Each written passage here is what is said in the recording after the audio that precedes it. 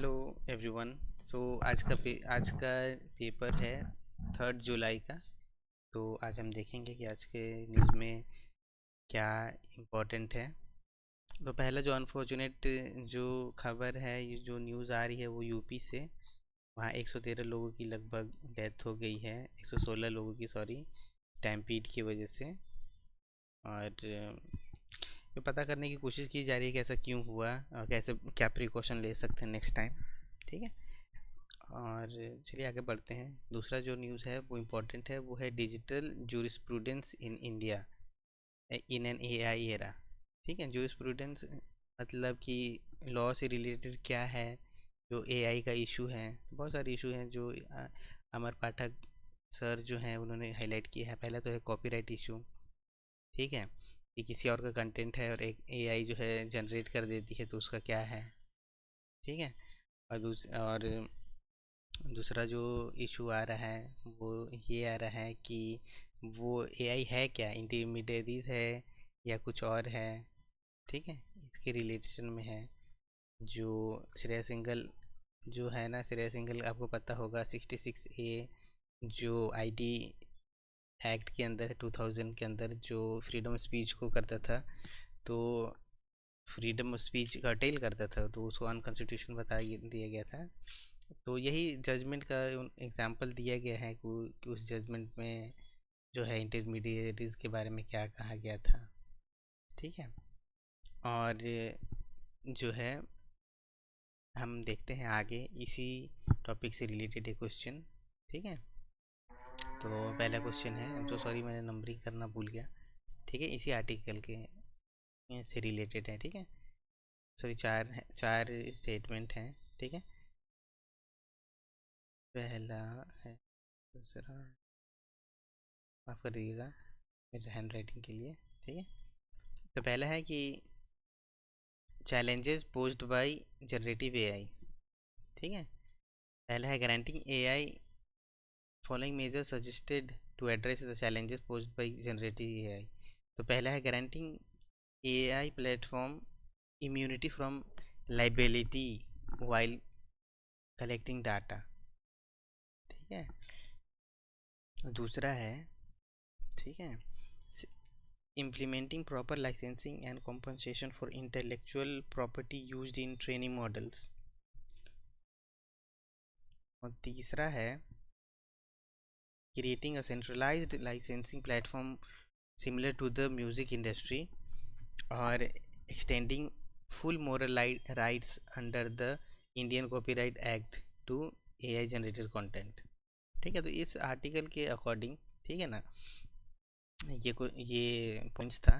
ठीक है, तो ये चारों के चारों जो है ना इस आर्टिकल में हाईलाइटेड थे। ठीक है ना, तो एक तो ये था कि सेंट्रलाइजिंग एक लाइसेंसिंग जो प्लेटफॉर्म बनाया जा सके। ठीक है, और इंटेलेक्चुअल प्रॉपर्टी किसी और का है तो जनरेटिव एआई नहीं कह सकती कि ये मेरा है। ठीक है, तो इसके लिए, और इम्यूनिटी नहीं देनी चाहिए। ठीक है ना, क्योंकि किसी का जो है इंटेलेक्चुअलिटी लगता है ना, एक कैपेबिलिटी लगता है किसी चीज़ जनरेट करने में। ठीक है ना, तो वो कॉपीराइट इन्फ्रिंजमेंट भी नहीं होना चाहिए। तो यही था। ठीक है, तीसरा जो न्यूज़ है वो है कि वाटर हाइसिंथ हाइसिंथ है ना, ये जो आपको देखा होगा आपने, है ना, इन्वेसिव स्पीसीज़ हैं। ठीक है, केरला में तो बहुत सारा इशू आ रहा है, वाटर जो है क्लॉग हो जाता है। हम देखेंगे ना कि और कौन कौन से जो है इन्वेसिव स्पीसीज़ हैं इंडिया में। ठीक है, ठीक है, तो पहला तो ये है कि इन्वेसिव स्पीसीज और कॉमन नाम नेम्स जो है वो बताना है। तो वाटर हाइसिंथ का है ना, वो जो नाम है, क्या ये इचिनोरिया क्रैस्पिसिस है। ठीक है, दूसरा जो है पार्थेनियम आइस्टरेफोरस माइल मिनट वीड। ठीक है, चतिना फुलिका सॉरी जाइंट अफ्रीकन स्नेल, और ये है कैलेरियाज गैरीपिनियस, ये सिल्वर कार्प। ठीक है, तो कौन सा सही है और कौन सा कॉमन नेम है जो इन्वेसिव स्पीसीज़ का? ठीक है। तो इसमें जो सही है ना वो ओनली है 1 और ओनली है 3। ठीक है। ये जो माइल अ मिनट वीड, इसको ना कैरेट वीड भी कहते हैं, ये इन्वेसिव है। ठीक है। और ये क्लैरियस गैरीपीनियस जो है ना, ये सिल्वर कार्प नहीं है, ये अफ्रीकन कैटफिश है जो इन्वेसिव है इंडिया में। चलिए आगे देखते हैं। ये जो है ना, ये ऐसा दिखता है। ठीक है। यही है माइल मिनट वीड। ठीक है। और दूसरा जो है ना, यही है, ये जो अफ्रीकन कैटफिश है। और इसके रिलेशन में देखिए, ये Krishnagiri collector once again illegal breeding of African catfish, ये इन्वेसिव हो चुकी हैं। ठीक है। तो उम्मीद करता हूँ कि आप एक बार एक उसको देख लीजिएगा, क्या पता। अभी वाटर हाइसिंथ का ये ना बार बार द हिंदू में जो है आते ही रहता है आर्टिकल या फोटोज़ कहीं। ठीक है ना। तो ये सारी चीज़ें आप एक बार नोट डाउन कर लीजिएगा। कुछ कुछ चीज़ें तो पता ही होनी चाहिए, ताकि ना आप इन्वायरमेंट के मेंस के क्वेश्चन में भी, सॉरी आंसर में भी कुछ लिख सकें। है ना। एक दो याद कर लीजिए, पूरा याद करने की ज़रूरत नहीं है।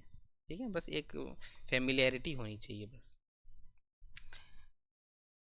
और जो नेक्स्ट न्यूज़ है वो है Bihar government moves High Court order against High Court order quashing 65% quota. तो अच्छा, आप मुझे वो आर्टिकल बताइएगा कि equal opportunity of employment and education किस आर्टिकल में है, जिसके अंदर ये हाई जो सुप्रीम कोर्ट है ना, उन्होंने क्वॉश किया है 65% कोटा, क्योंकि वो बोल रही हैं कि वो violation of rights to equal opportunity for citizen in matter of employment and education है। ठीक है ना, वो हैम्पर कर रही है। और चलिए इंदिरा साहनी के जो है आपको पता होगा, जो 50% कैप लगा चुके कि 50% से ज़्यादा रिजर्वेशन नहीं दे सकते हैं, नहीं तो कंट्री में मेरिट का जो है ना वो जो बैकफुट पे चला जाएगा, मेरिट सिस्टम। ठीक है ना। तो इंदिरा साहनी केस के रिलेशन में देखते हैं जो 1992 में हुआ था। Supreme Court of India upheld the implementation of reservation in promotion for schedule caste and schedule tribe. तो क्या ये सही है? दूसरा है judgement introduce the concept of creamy layer to exclude the more affluent member of OBC from reservation. ठीक है। Third है the case leads to the establishment of a 50% cap on reservation in public employment and education। ठीक है। तो इसका जो सही जवाब है ना वो है 2 और 3। 1 सही नहीं है, सबसिक्वेंट दूसरे केसेस में ये हुआ था कि जो है ना प्रमोशन में भी रिजर्वेशन जो है अपहेल्ड हुआ था SC ST लोगों का, SC and ST पॉपुलेशन का, सॉरी कम्युनिटी का। ठीक है। जो नेक्स्ट जो न्यूज़ इम्पोर्टेंट है वो एज अ एथिक्स में लिखने के लिए इम्पोर्टेंट है। ठीक है। पहला तो ये है कि code subservient only to the might of constitution and no other authority, CGI, जो DY चंद्रचूड़ जो हैं उन्होंने ये कहा। तो आप ये देख सकते हैं कि एक कागज़ पे पेन से लिखा हुआ चीज़ का कितना पावर है ना। और ये हमें याद रखना चाहिए डॉक्टर अम्बेडकर जी के जो वैल्यूज़ को। ठीक है। जो बोलते हैं कि एजुकेट, एजिटेट एंड ऑर्गेनाइज। अगर आप ये 3 चीज़ें करेंगे ना तो, और आप पढ़ भी रहे हैं, सबसे अच्छी बात तो ये है कि हम लोग थोड़ा जानते हैं। ठीक है ना। तो आपको दुनिया की, एटलीस्ट भारत में तो कोई आपको जो है डरा नहीं सकता है। पुलिस से होके किसी भी एक्सेसेस का सामना अगर आप कर रहे हो, ठीक है, किसी भी इश्यूज़ का जिसमें आपको डराया जा रहा है, तो आप नहीं जो है डर सकते हैं। तो ये सिर्फ एक पेन और एक पेपर पे लिखा हुआ बातों की वजह से ही हो पाया है ना। ये बहुत बड़ी चीज़ है। और हम जो पढ़ रहे हैं तो कॉन्स्टिट्यूशन को अपहेल्ड करने के लिए ही पढ़ रहे हैं, है ना। तो ये याद रखिएगा। थर्ड जो न्यूज़ आ रहा है वो है India study partner in green growth, France India study. तो ये आर्टिकल तो वैसे पार्टनरशिप के रिलेशन में ही है। ठीक है। और पॉलिटिक्स का बात हो रहा है, लेकिन यहाँ पे एक पॉइंट है कि PM Modi elevated the partnership for the planet as one of the 3 pillars of the Indo French horizon road map. ठीक है। तो आप याद रखिएगा कि प्लैनेट, पार्टनरशिप फॉर प्लैनेट जो है ना वो इंडो फ्रेंच पार्टनरशिप के रिलेशन में है। ठीक है। अगर मान लीजिए कि ऐसा क्वेश्चन आता है और कौन कौन सा है? 3 पिलर्स है, तो बाकी 3 पिलर्स कौन कौन के हैं? तो पहला है तो partnership for security and sovereignty, और थर्ड है जो पार्टनरशिप फॉर द पीपल। ठीक है, तो ये प्रीलिम्स के रिलेशन में इम्पोर्टेंट था। Jaishankar to represent India in place of Modi at SCO summit in Kazakhstan. ठीक है, तो आपको पता है SCO जो है वो काउंटर टेररिज्म और अभी कल्चरल और इकोनॉमिक जो है उसमें भी डोमेन में काम करने लगी है। ठीक है, बेसिकली इकोनॉमी और सिक्योरिटी से रिलेटेड है ये ऑर्गेनाइजेशन। तो चलिए SCO से रिलेशन में कुछ हम लोग क्वेश्चन देख लेते हैं, आपका रिवीजन भी हो जाएगा। ठीक है, और बहुत सारे लोगों को नया चीज़ भी पता चल जाएगा। SCO was founded in 2001 by China, Russia, Kazakhstan, Tajikistan and Uzbekistan. India and Pakistan joined the SCO as a full member in 2017, while the Iran became full member in 2023. The SCO has a regional anti-terrorist structure headquartered in Tashkent. ठीक है, SCO has a development banking and contingency reserve arrangement। तो अब मुझे बताइए contingency reserve arrangement क्या होता है? क्या होता है, आप जो कमेंट करके बता सकते हैं? आप बताइएगा अगर आपको पता है तो। ठीक है, जैसे बहुत आसान है, पता करिएगा, अगर पता हो तो कमेंट करिएगा। और इस कंटिजेंसी रिजर्व अरेंजमेंट का जो है वर्ल्ड लेवल पे कौन सा ऑर्गेनाइजेशन है, मुझे बताइएगा। ठीक है, तो ये सारा का सारा सही है।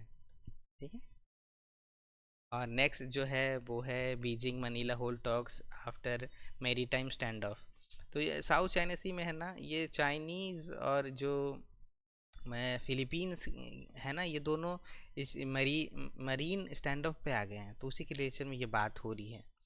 ठीक है, तो चलिए देखते हैं कि साउथ चाइना सी में कौन कौन से जो है वो कंट्री आती हैं। ठीक है, तो China, Vietnam, Malaysia, Indonesia, Thailand और फिलीपींस, सिंगापुर, ब्रुनेई और कंबोडिया। ठीक है, तो अगर मैं बात करूं, है ना,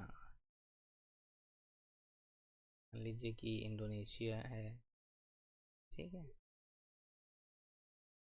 फिलीपीन नहीं है, फिलीपींस है यहाँ। ठीक, तो ये वाला रीजन जो है ना वो साउथ चाइना सी है, आपको पता है। तो China, Vietnam, Malaysia, Indonesia, Thailand जो है ना, फिलीपीन, सिंगापुर, ब्रुनेई, कंबोडिया, ये सारा कुछ आ जाता है उसके अंदर। ठीक है, तो ये सारा आंसर जो है डी। ठीक है, ज्योग्राफी में आज आपको पता है तो बहुत ये प्रीलिम्स में ना अब बहुत ऑब्जेक्टिव टाइप का क्वेश्चन आ रहा है, तो आप वो भी प्रिपेयर करना ही है। ठीक है ना, तो आज के लिए बस इतना ही था न्यूज़ में। तो इस वीडियो को लाइक करिएगा और सब्सक्राइब करिएगा ऐसे ही वीडियोस के लिए, जो करंट अफेयर और जो क्वेश्चन को के लिए बहुत वैल्यूएबल रहेगा आपके लिए, आई प्रॉमिस। ठीक है, धन्यवाद, और माफ़ी चाहता हूँ मैं इस वीडियो को इतने लेट पोस्ट करने के लिए। मिलते हैं कल, थैंक यू।